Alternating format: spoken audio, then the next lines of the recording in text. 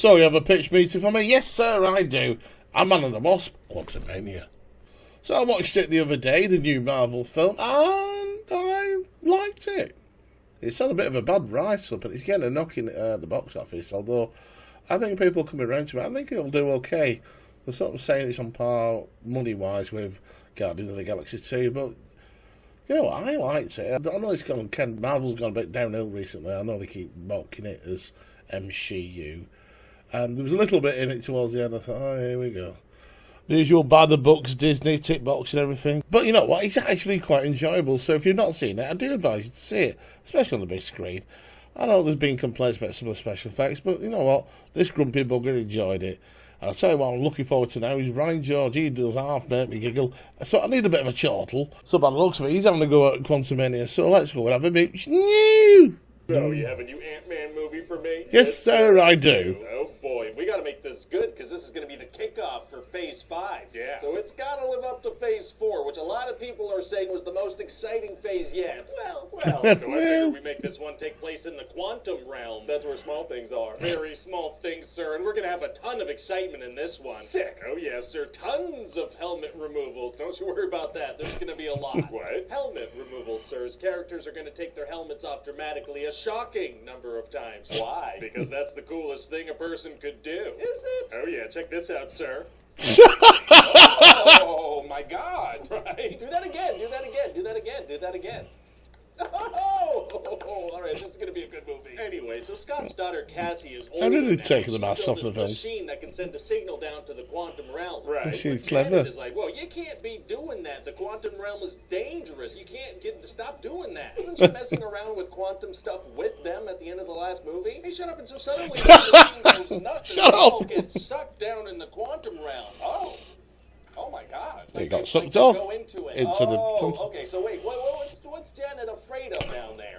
Well, see, she met this guy Kang down there, and she helped him repair this ship of his. Okay. But when they have it all fixed up, and she touches the ship, it gives her all these visions of Kang conquering and murdering people. Kind of a weird feature for a ship to have. So then she decided to mess up the ship's power core to make him stuck down there, and she's afraid he could get out. Also, why were they even messing with that stuff? I mean, she must have told them about Kang down there. Oh, well, no, she kept that to herself. Oh, she did. In fact, she doesn't tell them until much later in the movie when they've been down there for a while. Why? So the movie can happen. Oh, okay, gotcha. So anyway, they get separated down there, and Scott and Cassie get captured by some quantum people that live down there. Uh-oh. And so they go up to Scott like, are you a spy? And Cassie's like, no, he's not a spy. He's my dad. So they're like, oh, okay. How does that prove anything? Why couldn't they both be spies? Unclear. And so these folks are scared of Kang because he's been conquering everything. So Cassie's like, Dad, we gotta stay and help these people. So then they find their family first. Yeah, but she wants to help. That's her one character trait, and so she gives her dad some crap about that. These could be cannibals or something. They don't know anything about them. Yeah. Anyway, then they get like, hey, you led them right to us. Didn't they capture them and bring them there? They did, yeah. And then Scott and Cassie are gonna get attacked by MODOK. Oh, MODOK, huh? What's his deal? Well, turns out he's Darren Cross. Hey. Who is that? Darren Cross. From the first film? The generic bad guy from the first movie? He's from the first movie. So he got sent down to the quantum realm at the end of the first movie. He got all messed up, and we're going to see his tiny little butt. What? And Kang turned him into this killing machine called MODOK. And what's he like? Well, his head's all stuck out. Oh, my God, how did you do that? I've been doing Pilates. Oh, okay. Brilliant. Hope and Hank are trying to track down this guy that Janet used to know down. Special effects are on par. Who's this guy? Well, his name is Krylar, and we're going to find out they had a little romantic thing going when she used to live down there. Quantum infidelity is tight, and so this guy used to be a good guy, but now he's a bad guy. Oh, no. So they steal his ship and escape. Very exciting. And so then Scott is going to meet Kang, and Kang is going to be like, hey, help me retrieve my ship's core, or I'll kill your daughter and make you relive it over and over. Oh, my God. So Scott's like, geez, okay, I'll do it. He doesn't like how that sounds. He doesn't know. So then he is going to do what Kang asked. Uh-oh. And so then Scott's going to turn into Giant Man and stomp around yelling, our word is our bond. Kind of a strange strange strategy. Yeah, that might help. Cassie's Of the also going strop. to help start an uprising with those quantum people from earlier in the movie. All right, I don't feel like I know those characters, and I'm not super emotionally invested. And this guy with a yellow beam thing for a head gonna say is yellow gonna head. die. Oh no, guy with a yellow beam thing for a head. He's also going to have to fight Mooch Yellow to try beam to thing. convince him to join their side. It's going to be hard to convince such a bad guy to help Actually, it's out. gonna be super It's gonna easy. be super easy. Fairly convenient. convenient. Oh, really? Yeah, she's gonna be like, "Don't be a dick." And so, you know, he wants to be like, oh wow. And then So Hank it's shows tell up your with kids some in the Marvel super film, bald don't be a heads, and dick. they beat the crap out of Kang. Very violent insect. So then the good guys are gonna be going home through a portal, but then Kang's gonna pop out again and start beating the crap out of Scott. Oh no. Yeah, and Hope's gonna pop back in to help out, and the portal's gonna close behind her. Oh yeah, Hope. I forgot she was in this. Me too, sir. So then they manage to defeat Kang, and maybe he's dead, you know, maybe. Wow, so they're stuck in the quantum realm, huh? They sacrifice themselves? Ah, no, the portal can just reopen, so they go home. Oh.